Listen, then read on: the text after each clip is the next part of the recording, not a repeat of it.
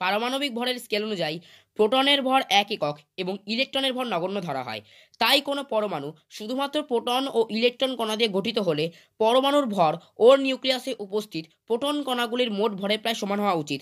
কিন্তু একমাত্র সাধারণ হাইড্রোজেন ছাড়া অন্য কোনো মৌলের পরমাণুতে উপস্থিত মোট প্রোটনের ভরের তুলনায় ওই মৌলের পরমাণুর প্রকৃত ভরের মান অনেক বেশি হয়।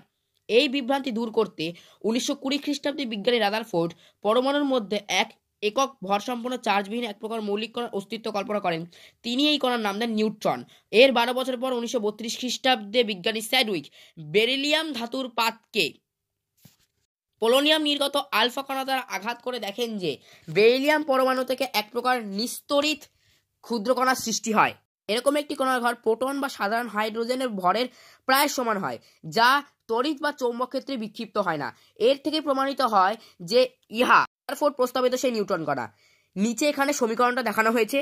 এখানে বি হলো বেরিলিয়াম পরমাণু, হিলিয়াম 24+2 হচ্ছে আলফা কণা। এদের আঘাতের ফলে উৎপন্ন হচ্ছে একটি কার্বন পরমাণু এবং একটি নিউট্রন কণা। ভিডিওটা ভালো লাগলে লাইক এবং চ্যানেলটাকে সাবস্ক্রাইব করে দিয়ে বেল আইকনটি ক্লিক করে দিতে একদম ভুলবেন না।